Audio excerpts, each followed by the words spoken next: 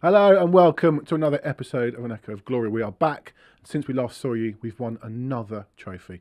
We've said goodbye to a legend. We've had an injury. This is the history of Tottenham Hotspur. Joining me once again, Adam. I'm going to say catering supremo again. Do I keep plugging it? Keep plugging. I've got to get something for this. Doing this. I noticed.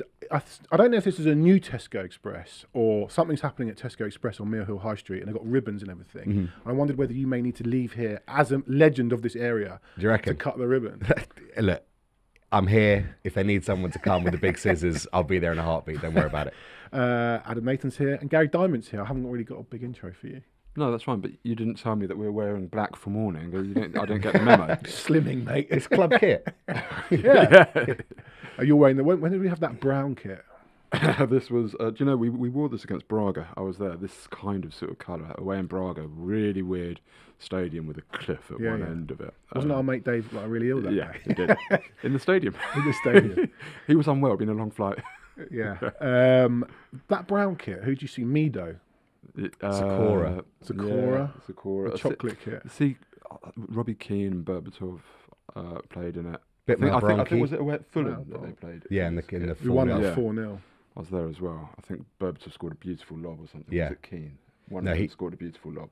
I think they both scored 2 each, or Mido scored twice. I can't remember. Okay, but you could have sent me the memo anyway, so thanks, guys. And I don't know if we're going to hurry it through, but we've got the cricket on at 11, and I hadn't asked you because you'd knocked Jay. Yeah, James hates cricket, so that's why I'm mentioning Getting some tap from behind the glass. We're getting sledged.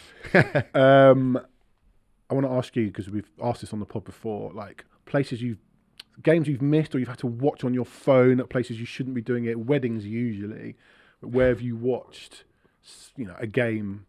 There was a mate's wedding where, and this is quite bad because it wasn't even a Spurs game, it was an Arsenal game that we just really needed them to not win. I think there were a few phones on the back of the old seats that people would just look high. Did they win, Arsenal? Unfortunately, yes, they did. Ruins your day. I know. You made me laugh because as you're asking that, I didn't know that you were going to ask that. But yesterday, my wife wanted to drag us out of the house to go and get shoes for the kids as soon as the football finished. I made the football a priority. So as soon as it finishes, we're going. So I had to stream the last 20 minutes on the phone in the toilet. Make sure that final whistle I was ready to go. Brilliant. Okay, where else to start? Gary's toilet. Do I share too much? Look, good morning to everyone listening. We haven't got it here with us. I must remind you about our amazing giveaway, the Mickey van der Ven Europa League shirt, signed by him. James is. I've never seen James move so fast. Not since we played football together in the 90s. James is going to get the Mickey van der Ven shirt. So if you are watching us on YouTube, you will see it. He's going to put it on the camera. A certificate of authenticity on the back, signed by Mickey van der Ven. It's got a replica Europa League medal, the image of him clearing the ball off the line in Bilbao, all of that. But you have to be an Echo of Glory member to get up your hands on this. I'm not going to tell you when we are giving this away. It will be some point this season. But become an Echo of Glory member. Do so on our YouTube channel, on your phone. Sorry, on a desktop. You can't do it on your phone or an iPad, I believe. So just get it done. And you can win this for nothing, really. Just becoming an Echo of Glory member. Do that. Which is already winning. Which is already winning. Yeah, exactly. Think about it. Exactly. Yeah, exactly. That's the prize. And then you get this on the side. All right, where else to start? But what night was it? I don't even know what day it is. Today, Monday. A couple of nights ago, we heard that Son was leaving. I think it was in the pipeline, but it came out late Saturday night, didn't it? Or Friday night, whenever it was. And I wouldn't say it was a shock to the system, but it's sad. An absolute legend. How were you feeling when you saw it, Ad? It was a bit of a gut punch when you actually see the tweet come out, because you weren't quite sure how it was going to manifest itself. I think we all pretty much knew it was coming, but just to sort of wake up, see the tweet, Heung-Min Son has decided to or inform the club that, that hurt. I mean, I was someone that would have, whatever decision Son wanted to make, I would have been on board with it. So if he wanted to stay, I'd have been very happy for him to do that. I think he earned the right to do that. This is what he wants to do. I suppose in a way it couldn't have happened in a better, cleaner manner, and actually in a very un-Tottenham-like way. I think the way they've handled the exit of Postecoglou and Son this summer have been much less messy than they could have been, and dealt with pretty well, I think. I didn't like people saying, why didn't we get rid of him before the tour? Well, we didn't get rid of him before the tour, so he said goodbye in his homeland. And it may have been contractual, but even if it wasn't contractual, leaving like he did was the perfect way to leave. When I retire from football, I was played for North West Neasden for 10 years. I want to retire in Neasden. I've never been to Neasden. I want to retire in Neasden. It's the way it should be done. Gaz, your thoughts? I think that everything that has been said about Son has already been said. The reality is, you've got to break it down into two parts, and one is the value to the squad this season. And from a purely cynical football point of view, was he right for us this season? Certainly, I think not as a starter. Yeah. And you know, I would have, if he had wanted to stay, then absolutely a sub and a squad player, 100%. But I think it's been evident that his powers have been on the wane for the last couple of years, and there's been question marks about how much longer does it go on. And I think he's called it at exactly the right time, exactly the right moment, winning that trophy off the back of showing incredible loyalty when perhaps others didn't, and nobody deserved to lift that more than him. And you know, a couple of people have said on social media, he's not even in our top 5 greatest players of all time, so why are we honouring him? You know, there's a human element to this, which is that I don't disagree. I wouldn't put Son up there in the echelons of the pantheons of the absolute great players of this club. However, he's been a tremendous servant. He has done great things for this club. He's stayed loyal, and I think what we're losing, even more so than a fabulous player, is a fabulous person, because that's the thing that you hear about him all the time, the impact that he has in the dressing room. You see how other players have reacted the to way the he Newcastle players. Yeah. The only thing he ever did, you get Arsenal fans who think he's a thug because of what he did to Andre Gomes. The Everton fans are over that. Yeah. The Arsenal fans still can't let that go. Apparently he's an evil... I've seen people on Twitter this weekend, one of the dirtiest footballers in Premier League history. I'd ignore them. I mean, of course. How do you make that leap? People are fundamentally idiots a lot of the time. But what you've got here is somebody who is an incredible human being, and anybody that ever speaks about him from inside the club, that's the first thing they say about him. Yeah. Over and above what he does on the pitch, and what he's done on the pitch is amazing. But over and above what he does on the pitch, they always talk about what an incredible human being, and you see it when, you know, I remember him with Mora's kids on the pitch, with James Maddison's kids and so on, and how he integrates into the family lives of all the players. So we're losing a huge part of our club. Without doubt. But everything comes to an end, and the way this came to an end was, as you say, perfect. Him in his last competitive game for Tottenham, winning that elusive trophy and lifting it, and then playing his last game in Seoul, and the send-off that he got was just, it was a testament to himself. Yeah. So 454 appearances, 173 goals, 96 assists, signed for 22 million from Bayer Leverkusen. Could have been Saido Berahino. Who knows what might have been. We could have been more littered with trophies if we'd signed Saido Berahino. I expect not. You talk about loyalty, Gaz. You don't see many footballers stay at clubs for 10 years. You certainly don't see too many top footballers stay at clubs for 10 years. And you certainly don't see too many footballers who are actually very, very good stay at clubs for more than 5 years if they're not winning trophies. He's gone all this way. Why? Why was he never linked away? You know, we talk about his mate Harry Kane. Every summer for the last 5 years before he left, we thought this is the last one. You know what? I mean, the same could have been said for Hugo Lloris, who stayed with us for 10 years. And you know, you ask the question, why? I'm not sure. No. I'm not. I put Sonny levels above Lloris in France World Cup winning goalkeeper. You wonder what he's still doing at Spurs. Is that what? Yeah, like, you know. So it has happened with Tottenham in the recent past. I sort of wonder if, you know, we talk a lot about why Spurs can't sell players, and a lot of it is because a lot of players are at Tottenham. They're at the peak of where they could ever be. I don't think that was necessarily the case with Son. I think he could have gone elsewhere, but I do wonder if a part of him felt very comfortable, very assured, like he knew what he was doing at Spurs and how he belonged, and he didn't feel the need to go and prove himself elsewhere necessarily. And I think if he was to look back at his career and think to himself, was that the wrong decision? I don't reckon he'd change a thing for that moment of being the captain, where I don't think he would be at any other club. Helps when you lift a trophy. I don't think he'd be a captain at any other club, because he's not naturally, you know, even when he was made captain for us, a lot of us questioned, you know, he's not that person that you look at and go, that's the captain. And I think at Tottenham, when he looks back on his career, he will never have a single regret about the decision that he made.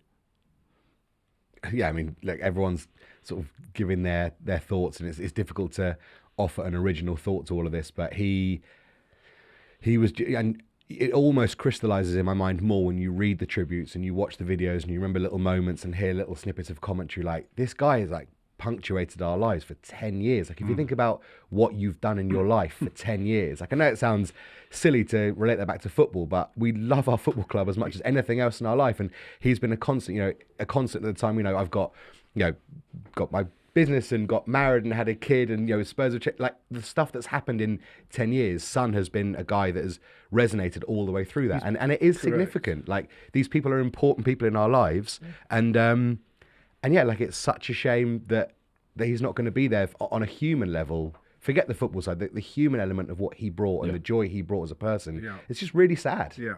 I just want to thank Ray WBC here for his donation to An Echo of Glory. Thank you for that. He says Can't Gary appear to spell Adam or Johnny particularly well. He says Gary. It doesn't start with a G. Gary always provides amazing insight.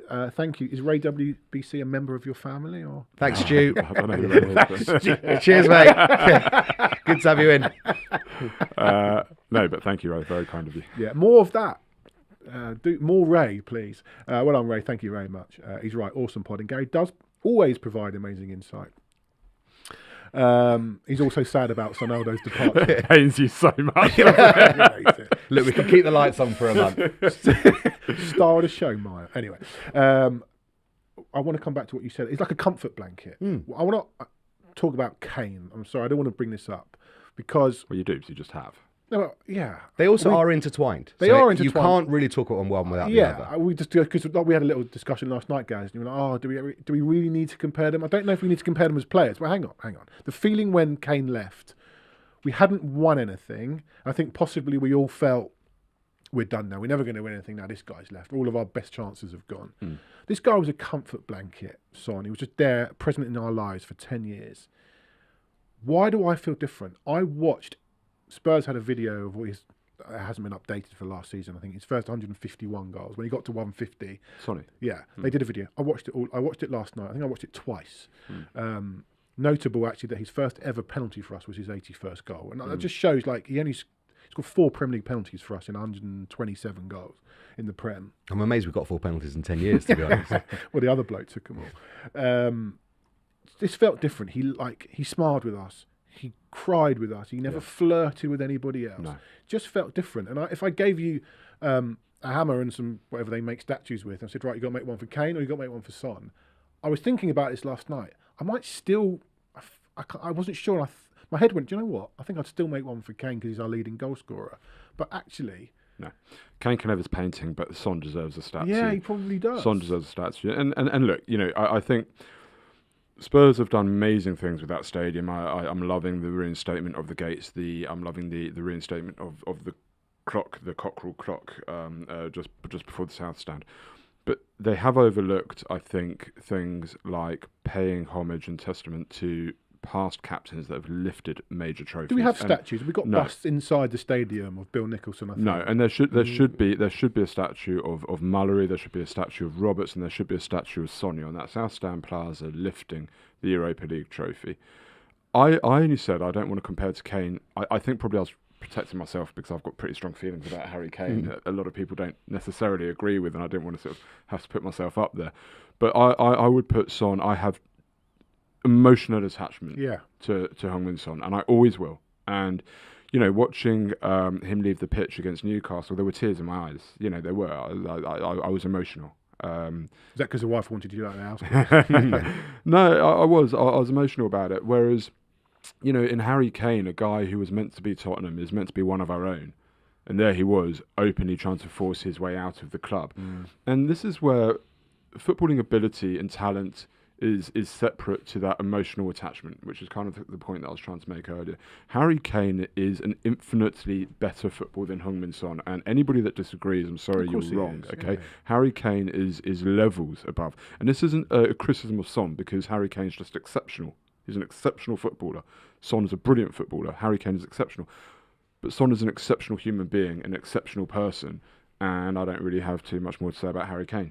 to be honest. Did Kane make Look, Son? I think it's worth saying that Kane is likely an exceptional person and human being as a general, but he chose to emotionally sever his ties with the Spurs fan base. Correct. Like, and I don't even that's a controversial statement. Now, with the golf course in with Gary Neville, he missed games being on strike, that has to. If you're and actually, we're just fans, right? We don't, you work in football. Gary and I are just fans that love our club, and we pay to go and watch our thing. And so, the emotional level, I don't understand how you could possibly feel the same way to a guy who, as someone said, Kane left to leave a trophy, to win a trophy. Son stayed at Tottenham to win a trophy. And that's it for me. And to put the sharpest points on that, actually, when Kane went on strike and missed that game...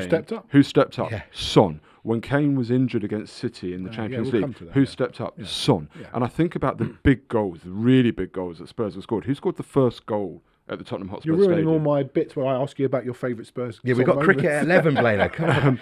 But the point is, I associate Son with many more big moments, actually, than Harry Kane at the club in the last 10 years. Kane scored some brilliant goals against Arsenal, some big goals, but our biggest, most important goals, I think, were actually scored by Son. Okay. Did Kane make Son? Did Son make Kane? I mean, we were blessed, weren't we, with that partnership? How we didn't win anything is Mauricio Pochettino's fault. I think Kane probably made Son, but Son's attributes brought the best out of Kane. And I think if you look at how Kane is perceived as underperforming for England, it's likely because he hasn't got a play. Like, obviously, the goals are still flowing, and anyone that says he shouldn't be playing for England is an idiot. But the way in which the joy at which you got from watching Kane play football, there's always been a very stark difference when you see him play for England and not playing in the same way. You're thinking, why isn't that happening? I think Son brought the best out of what Kane could do, albeit Son wouldn't have the level and the status if Kane wasn't there. By the way, not a word from Harry Kane on his big mate, best Premiership partner, Premier League partner. But there was also barely a word from Harry Kane. I mean, it felt forced. He was on the tarmac about to get a plane when we got the video. Yeah, I mean, exactly. Harry Kane did a goodbye video from his phone walking to the plane, and when we won the Europa League, it was almost a forced congratulations Tottenham or whatever. There's just very little emotional attachment from Kane, whereas Son seems indelibly linked to the club forevermore now. And that's why I didn't sort of really want to bring it up. I just think they're completely separate. And yes, Arsenal game, they are very different players. Of course they are. I'm not saying that they're the same player. They play very differently, but Harry Kane is the much better footballer. There's no two ways. But I just don't think Harry Kane should be a part of the Son conversation. Son, in his own right, is an absolute Tottenham Hotspur legend who always will be. Yeah. And he deserves our utmost respect. And any time he comes back to the lane, he should be embraced by every single fan everywhere. Yeah, all right. So, like I said, 454 appearances, 173 goals, 96 assists, only 4 goals in his first Premier League season.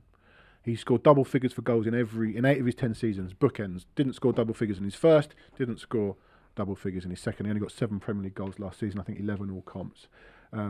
You've already done a few, Gaz, but your thoughts and memories of him, those moments, give me those special moments that you remember. Obviously, you've got the massive ones that everyone will talk about, but as a personal level, being in the away ends, and I'm sure anyone that was there will attest to this, there was Watford away in 15-16, which was his first season, scored that little back flick. I think it was his second Premier League goal. Yeah, and we won 2-1, last kick of the game, and it was chaos. But the one that I'll never forget is at Swansea the year after, 16-17.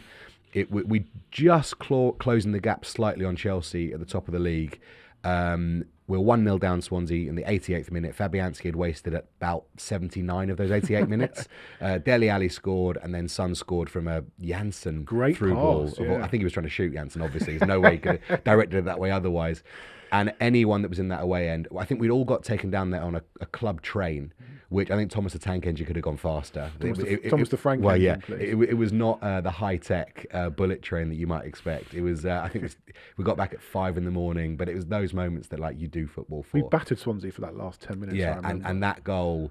I was with your brother, actually. I think he punched me in the face. Yeah. And that was before the game. Yeah, well, yeah. And it was just brilliant. Yeah. Amazing. Yeah. So that's my sort of personal one. I was at City in the quarter final when he scored those 2 goals. There are so many goals you can talk about, but I think a moment that gets overlooked for Son is when he was made captain, and he took that responsibility on. And one of the first things he did was against Brentford away, I think it was, in his first match as captain under Ange, took the players down to in front of the fans, and that was a sort of a bit of a paradigm shift for the connection between the players and the fans at that time, led by Son. It was his initiative. He understood the importance of that connection. Yep. And in that moment, making sure that the huddle is in front of the fans says to me, this guy gets it. This guy understands Tottenham Hotspur Football Club. And you can talk about all the goals, but when I think about Son, it is an emotional connection, and that there was an emotional connection to the fans and appreciating the importance and the energy that the team gets from the fans, particularly after the Conte, Mourinho, and Nuno teams of the last 3-4 years, where there was a disconnect with the fans. He wanted to bring that back as captain. And they did that in Bilbao, of course. March into United's half of the pitch. Yeah. Obviously, it was Romero doing it. It's carried through. It carried through, and it was such a nice he's thing. And I think that will continue to carry through. Yeah. And that was something that again, I hope they never lose that, because it was such a simple thing, but nobody had done it. Yeah. Nobody had done it, but Son was the one that said, "This is what we are going to do." Yeah. Tottenham should always do that, and they've done it ever since, and that should carry on. And it was genius and brilliant, and just showed that he gets it and he understands what football truly is. A couple of other stats, just his Premier League record here: 127 goals, 74 with his right foot, 49 with his left foot. Goes to show that's like 40% with his wrong foot. 4 headers. In the Prem, I can remember 2. One against Burnley away during COVID. One against Brighton at Wembley, which basically just hit him on the head. Okay, I've got another one. Yeah. There's Huddersfield at Wembley. Kane put a ridiculous cross in from the right-hand side, and it bounced onto his head, and he sort of directed it back again. Was it Huddersfield? Don't remember that. I'm sure it was. Huddersfield were in the Premier League, weren't they? Or am I thinking of another mad team? It was down that end, and you're right, it bounced, and he just headed it. I don't think it was Huddersfield. I thought we won 2-0 and he scored both goals. If anyone can remember the 4 Premier League goals that Son scored with his header, obviously Jake Sanders remembers. It was Son. Are you sure it was Son? Definitely Son. I know the goal. I can see it. Yeah. But I can't see the players. Jake says Norwich at home. It was Huddersfield. Jake says it's Huddersfield. It's Huddersfield. Yeah. So Norwich at home, Huddersfield, Mourinho. and then Brighton and Burnley. It's a mad ball. Yeah. I do remember it now. Yeah, I do. Oh, what a cross! Yeah, it was amazing, that cross. Yeah, I do remember that. And then, okay, so 108 inside the box. This surprised me. Only 19 of his 127 Premier League goals came outside the box. Feels like more. And like we said, 4 penalties. I watched it back. His 81st goal took him 81 goals to score a penalty, which I think was against Southampton. For me, the moment, kind of a family-led one as well, was the Burnley Puskás goal with the amazing assist from Jan Vertonghen. That was just before COVID, I think, one of our last home games. And personal level, I don't sit with my dad anymore. Happened to be sitting with my dad in that game, which was great. But to go all that way at that pace, and we saw Matisse tell us a chance yesterday. Like, I'm not comparing the two, but you have to be so calm in front of goal. To run 80 yards at full pelt, beat 7 players. He hits that straight at the goalkeeper, we never see it again. To be so calm in front of goal and to put that in the net, I think is absolutely incredible. But let's not forget the one where he was clean through and hit it straight at the keeper. I was about to say, Adam Nathan said on our WhatsApp yesterday, he should have his own island for that miss. Well, because Harry Kane scores that, by the way, and runs off celebrating. What I would say, my tribute to Son, if you want to talk about statues, I actually think the club should have a statue of Son and Ortega in their positions on the pitch. And it becomes like a local quirk, like the Lord's Slope. Like, if you go to Ireland, you've got to play around the statues. Like, I think it would be great. I think it would be brilliant. Like that on the M62, the farmhouse that's slap bang. Just got to go round it. Just got to go round it. Yeah, that's it. And teams have to act around it. Any other Son things you want to mention? No, I just, it just again, it's so rare that players actually do stay for 10 years for whatever reasons they may have had, and be at the level that he was and carried the club in the way that he did with such dignity and such passion and truly understand what Tottenham Hotspur Football Club is. And you talk about fairy tales, City winning the league, fairy tale. No, it's not. Aguero, no, it's not a fairy tale. It's not, right? When you look at everything around it, it's not a fairy tale. This was a fairy tale. Son becoming captain, lifting that trophy, and playing his last game in Seoul is fairy tale stuff, and he deserves it. Good joke from Adam Flanagan. We've had enough statues on the pitch over the years, e.g. Fazio. That's good, that. Fazio was a proper statue. Any others? I've just got Kevin Wimmer, great, wasn't he?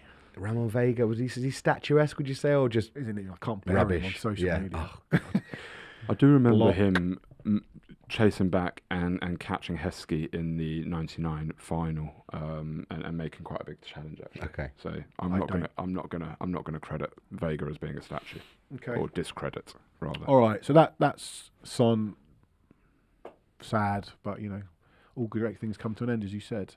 Another great thing happened. We beat Arsenal.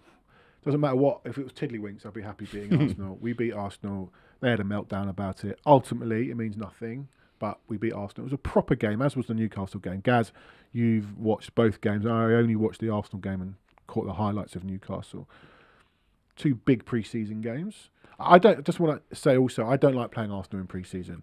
I don't like Arsenal ever. No, ever. I don't really like playing Premier League teams in pre-season, but actually, you see the benefit because Wickham, Reading, Luton, these are just pointless. If you play Milan or Fiorentina or Juve or another team, they're probably not at the same level as you are. I mean, and it won't be the same intensity. Fiorentina lost 2-0 yesterday to, I think, to Leicester. So you can play foreign teams in pre-season friendlies, but they won't be the same intensity. Yeah, listen, I don't think we should be playing Arsenal in any friendly ever.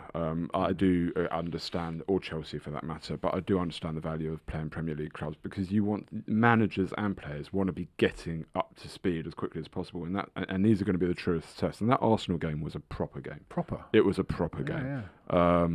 The players were fully committed to every challenge. It was, I would say, if not 100% at the pace and intensity of a Premier League game, it was at least 95. Like it was a proper game, and actually you saw in that the direction that Spurs are trying to go in under Thomas Frank, and the first half in particular was, I thought, very impressive.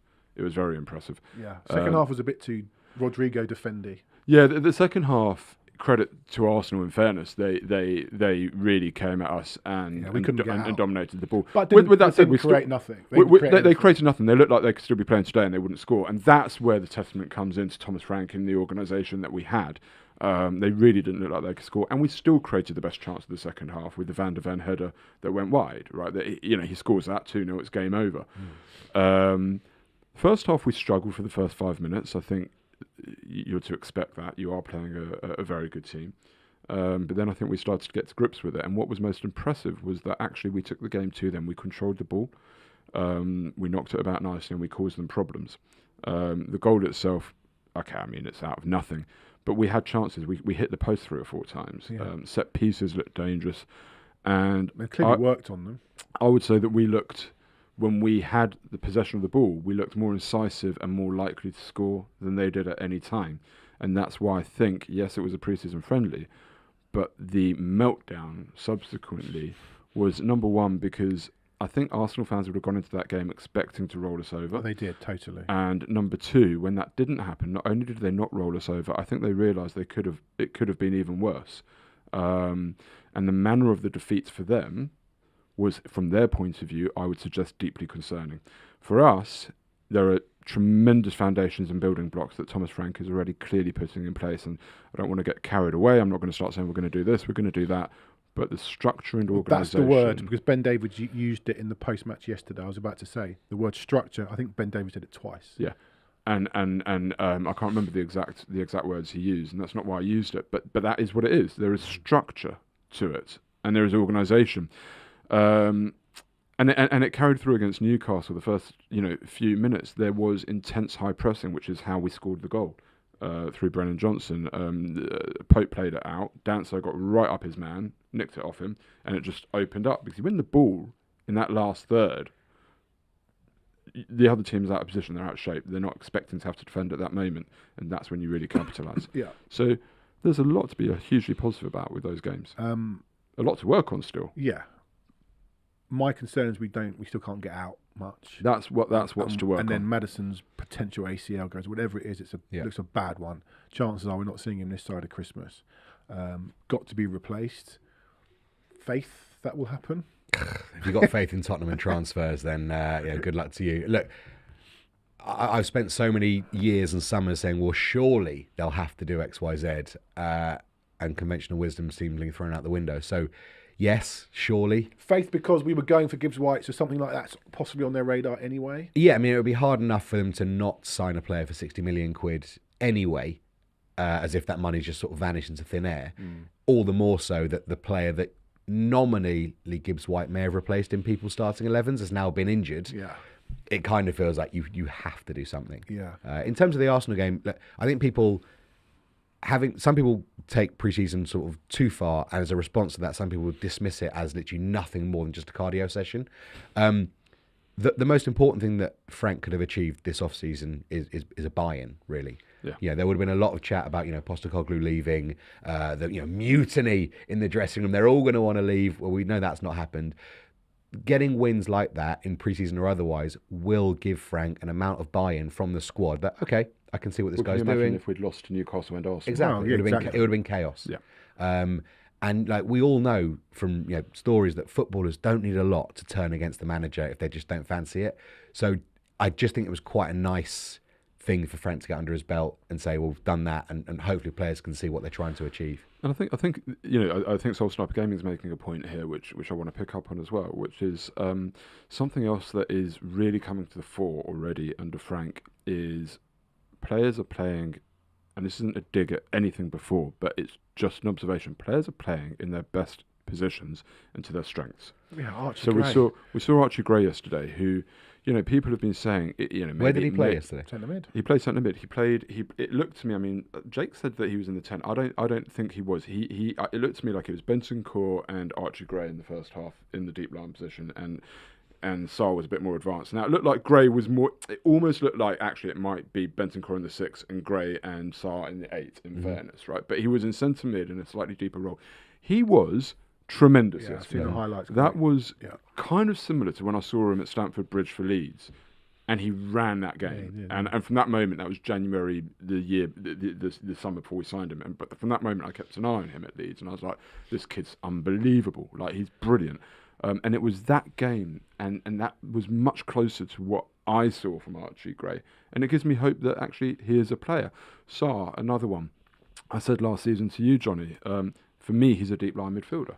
Yeah, Will says a lot of hype about Sarr. Has he been as good as Twitter says in this pre-season? He's had a very good pre-season. He's had a good pre-season, but a lot of it has been, again, playing the two deeper midfielders, okay, where you're not relying on one person to do everything there. Yeah. And Sarr in that position is getting those tackles in, disrupting the play, which is what really he should be. I don't think he's a wonderfully gifted technical player. I mean, it's better than I've just given him credit for, but, he's somebody that, to me, should be getting about the pitch, winning the ball, and letting others play. That should be what he's doing, and he's been doing that really well in pre-season. And also when he plays in the 10, he presses nicely and wins that high up because he can press. But, yeah, those two have been great, and pre-season's been really good for other players as well. I think Porro's gone under the radar, but he's been brilliant, actually, as well. So The goal yesterday, does that not worry you, the goal?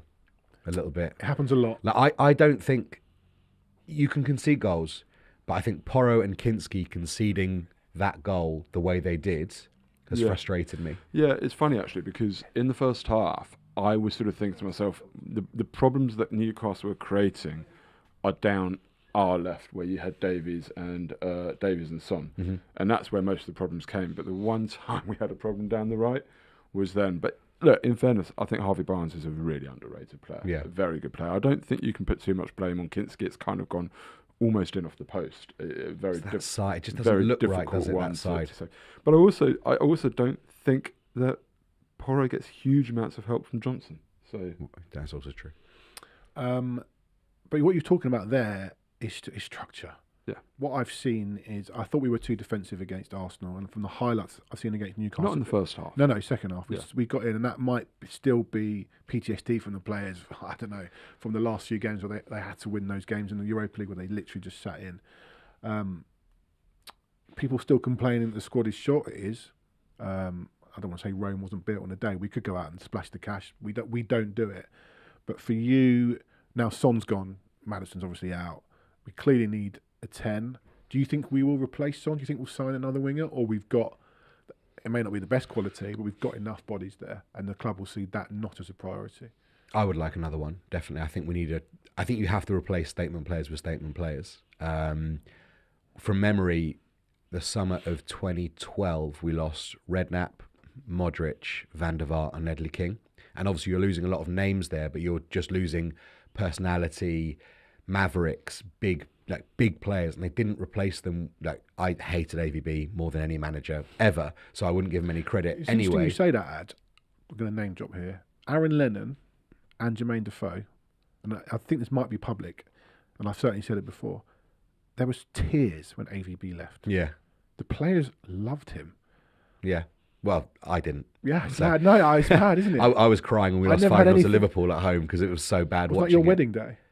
That was away. Yeah, 4-1 we lost. I don't think it was 1. I think they beat us 4-0 or 5-0. Maybe. But yeah, whilst I give AVB no credit for anything, he wasn't dealt a fair hand in that he lost 3 massive figures.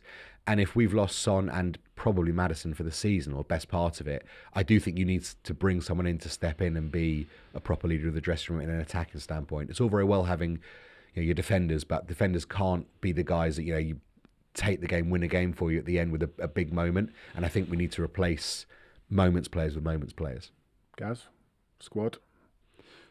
Look, I think we've made 2 signings so far this summer, and both of them have been the exact profile of player that we've won. We haven't mentioned Pellegrini yet, but it's a really, really good signing. That a very sensible signing, and we'll come on to it. In terms of replacing a name, I get what you mean. I'm much more of the sort of view that it is. I'm going to go back to the word structure. It's about finding the right players to fit into how we want to play, and it may be a name, it may not be a name. I think fans always want a name, Of course. but a name isn't always going to be the person that you necessarily think they are. So it doesn't work like that. Chelsea would have signed Shevchenko in the season that we signed Berbatov, and any football fan anywhere would say, "Well, Shevchenko," but look how that turned out. So I don't necessarily subscribe to it has to be a name. It has to be the right profile player, but we do have to sign the right profile player. That's for sure. And that person needs to be someone that can make this team tick from an attacking point of view, because that From day one. From day one. Because and that might be a name, it might not be a name, right? If we sign Xavi Simons, that's a name. Do I trust that he makes the team tick from day one? No, I haven't got a heart on about him. He's a good player. Yeah, but I don't. I want to ask our guest later about him actually, right? But I don't. That's a name. And people get very excited about it. Do I think that's the right name? No. But I do think we need a player to come in and make us tick and knit together that attacking unit, which is what you said, but it doesn't have to be. I like what Machina Joe here says. Frank's a coach, a teacher. Postecoglou is an ideologue, a politician. When I listen to Thomas Frank, I believe him. You won't be surprised to hear, just didn't believe anything that came out of Ange Postecoglou's He said he'd win a trophy in the second year. He absolutely did, and he's made me. I didn't believe that either. To be fair, I did book the ticket, but I'm not skipping down the high road against Burnley, but I'm so intrigued and I get a little bit excited. Like we need some more bodies, but I'm really intrigued as to how we get on, and I really like. Look, he looks Millsy in the eye, which Postecoglou didn't. That's the way he is, but really intrigued to see how this goes. I think I watched the Overlap Levy interview this morning. Boring. I'm not going to bother with that. Yeah, I mean, listen, I'll never tell people what to watch and not watch, but there's nothing in there that you're going to gain by way of insight. But the one thing that he did say is on Thomas Frank, because Neville asked him, is Thomas Frank the guy to the effect of, is he the guy to win you the Premier League? And Levy said, look, we're going to back him, we're going to give him every resource that we have available to help him. But we're also realistic. We're not going to win the Premier League this season. But yes, we want him to win it ultimately. I think the only man who can win us the Premier League is Daniel Levy. Yes and no. The other point that Levy made, which is also true, is so many things need to come together. Okay, you can buy as many players as you want, but if you haven't got the coaching unit to put that together, it's not going to work. If you haven't got the medical team to put that together, it's not going to work. If you're not going to get the luck on the pitch, it's not going to work. If you haven't got that cohesive dressing room, it's not going to work. It's more than just about buying players. Yeah. But certainly we can step up and do more by way of spending. We've got a new player. We've got João Paulinho. We're going to have Seb Stafford-Bloor on. James has disappeared, so I'm going to make an editorial decision here. What we're going to do is, and if you could text him that, we'll do an In the Know special edition with Seb on João Palhinha and a couple of other things. We won't have him on this show. We'll interview Seb today and stick it out as a separate show just to give it more time. And also, don't know when he's going to be back. And no one wants to hear us waffling on about nothing. But just before we come to João Palhinha, it's probably captain selection week for Thomas Frank, now that Son's gone. I loved Romero's tweet to Son saying you tried and you failed here. You basically got yourself that trophy and we all love you. It was lovely words from Romero. I think he's the next captain. I think he should be the next captain. I said last week, I think that game against Brentford where he might not be asked, he'll be asked if he's captain. I know, Ad, you said, does he speak the language? I think he speaks enough. That's less actually what I think he should sign a new contract if he's going to be captain. Okay.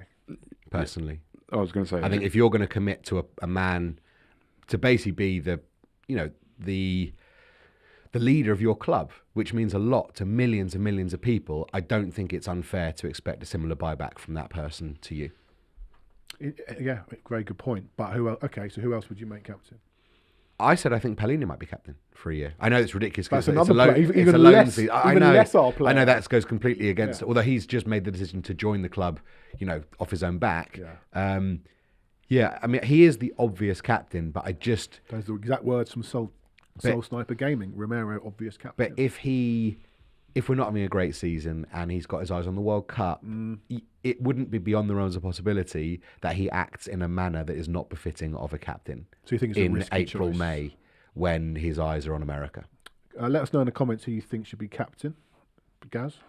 Yeah, I sort of said a few times last season that I felt Son should be the club ambassador captain, but Romero's the leader on the pitch. Yeah. And I agree entirely with Adam, though. Like, if he is going to be captain, then there has to come a point where you say, right, I'm committed to this club and to this project.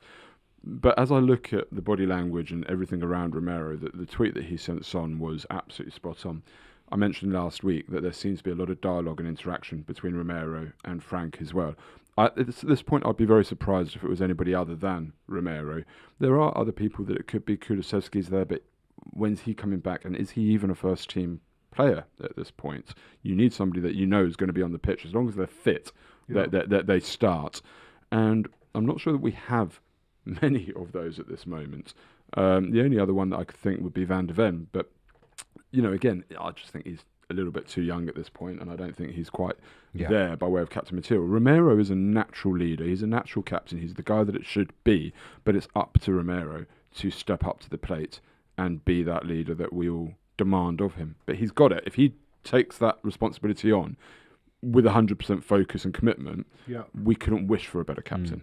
I mean, also, without having a semantics discussion, obviously there's the club captain, which is normally the same person as the main captain. I wonder if he is the guy that wants to do all of the BS that comes with being club captain, the events and what, like, I don't know who we've got to do that. I mean, Ben Davies is probably the only person that you would say really understands the history and longevity of the club, but you're not really going to, unless he gets that as like an ambassadorial role in the time that he's here, and then we have an on-pitch captain, because I just can't see Romero rocking up to, a Graham Roberts charity evening to, shake a few hands and kiss a few babies. Recording in progress. We went to one, didn't we? An evening with Tony Parks and whoever else it was, Ricky and Ozzy. Players now, it's a generational thing. Players now, they don't need the money. They're going to still do these things. No chance. Son, Romero and Brennan Johnson going to go around Hertfordshire doing, in libraries and shit. I don't know. You like the Mike Heafy Leisure Centre. but Teddy Sheringham does it, and you'd think that he would have made enough for his playing career. Like, he doesn't. I wonder if he was in the real money era though. But Harry Redknapp doesn't need to do it, but he does it. Yeah. But I think he just loves the chat, loves doesn't the chat, he? Yeah. All right, João Palhinha. Spoke to Alex Aljo, a colleague of mine. She's the bilingual reporter who sometimes does these incredible interviews in 3 different languages because she's very, very good at that. She's actually a very close friend of João Palhinha, and I was talking to her yesterday, and she was like, he is the most committed footballer. Like, when he's on that pitch, first of all, lovely guy, no dickheads policy, so that fits. But out there, 100% committed. I did ask if it was likely to be more than a loan. She didn't know. But she was like, you've got yourself an absolute, not a winner. That wasn't the word she used, but monster, yeah. And a top He's top enormous, player. Yeah. Like, he's 6'3". Yeah. He is an absolute unit. I liked him when he was at Fulham. I liked him a hell of a lot when he was at Fulham. I don't think I credited him with being as good a footballer as he was until he came to our place, and he really was, very, very good. The signing makes complete sense. I don't think at any point it will go perm next summer. I can't see that we're going to spend 30 million euros on a then 31-year-old who will want a 3-year contract. It's not going to happen in my view. But this season, it makes such perfect sense in that he is a plug-and-play player costing very, very little that allows us to spend on other areas of the team like left-back and like that statement signing, whether it's a name or whether it's a statement, it's not just a big money signing, whatever it is, to knit that attack together. Those two are the priority positions, left-back and that left-wing number 10 sort of position. So it's really clever that we haven't really spent money on him.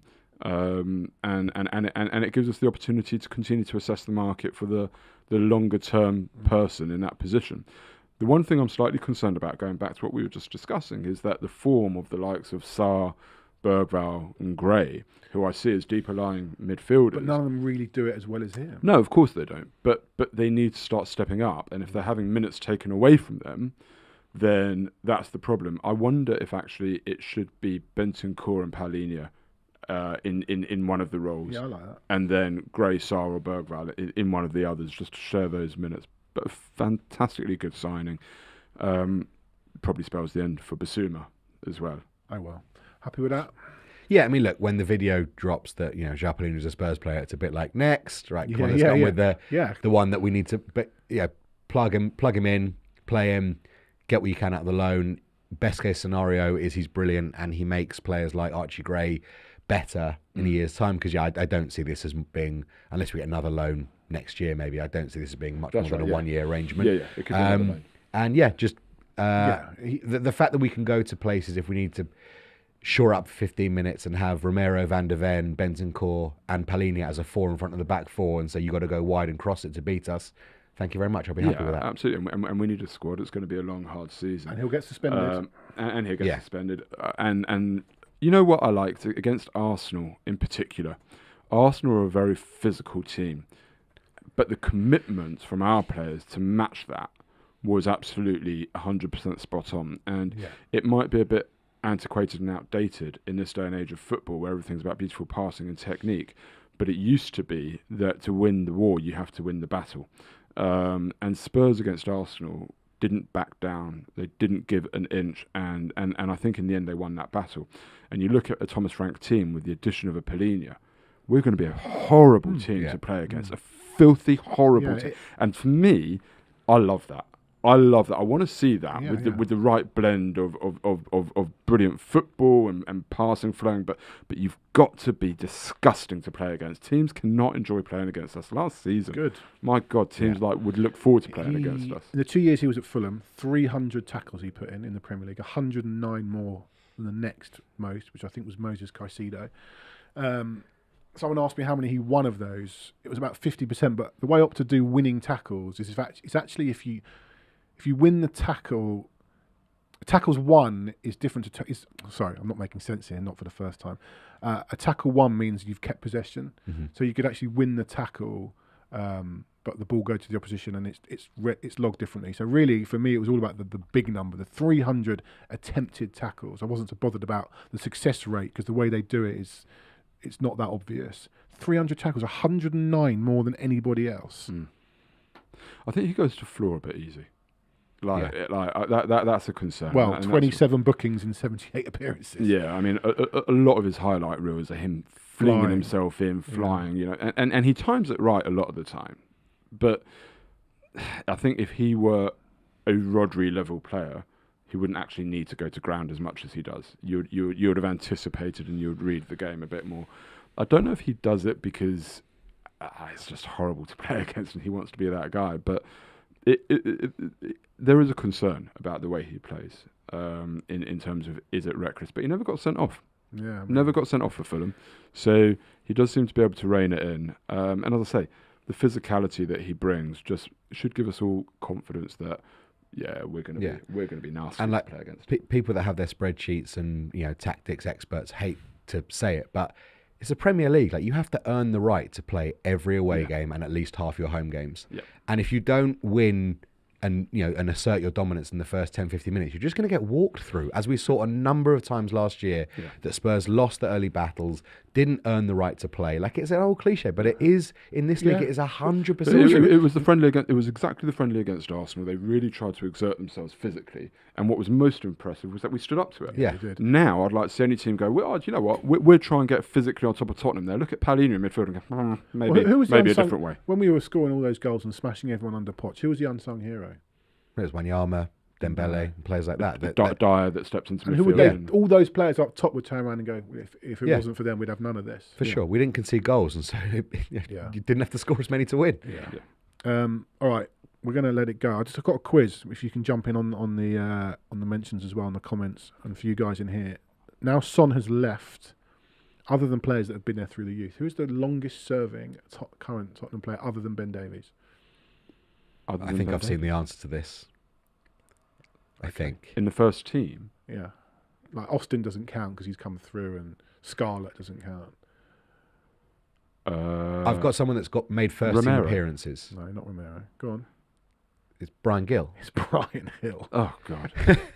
Signed. I thought it was Sarr. Brian Hill signed... okay, but take Hill out of it. Is it Romero? It would be, yeah. Because Sarr signed a month after... Romero signed before. It was Conte the first came. Paratici summer. Yeah. It'll be down to the date that they signed. It's not. Yeah. David Sim says Decky. No, it can't be. no, it's Decky not came Decky. after. Decky was the January. No, Romero signed in 2021. 6th of August 21, which, okay, so it goes Hill, Romero, Sarr. So it is Romero. No, it's Hill. Yeah, okay. Still at the club, mate. Well, I know. Who is that guy? Yeah, and that's another reason that probably Romero should be captain as well. Outside of everything else, he now becomes our longest-serving first-team player. Who? Romero? Romero. Yeah. Yeah. All right, so we're going to speak to Seb Stafford-Bloor about João Palhinha. We're going to put that out as a separate In the Know interview. We'll talk to him about a couple of other things, German connections. But that's it. Another week, another trophy. Got another trophy next week with the Super Cup. Minimum. It's a trophy a week here at Tottenham Hotspur. All right, we'll be back next week to talk about post-Bayern. We've got to play Bayern at the weekend. Thursday, I think that game is. Bayern is this Thursday, okay. And then obviously we are in the, because we're massive, we are in the UEFA Super Cup final. Reminder, become an Echo of Glory member to win this Mickey van der Ven, signed Mickey van der Ven shirt with a replica Europa League medal, the picture of him clearing that header off the line and doing other bits and pieces on the night in Bilbao. You've got to be an Echo of Glory member to get your hands on that. We'll get rid of that at some point this season. Don't know when. Adam, not getting rid of you quite yet because we're going to chat to Seb and put that out. But thank you for joining us. Pleasure. Gary, thank you for joining us. We'll see you soon. All right, that's it. Look out for the interview with Seb Stafford-Bloor. We'll see you soon next week. That is, and up the Spurs.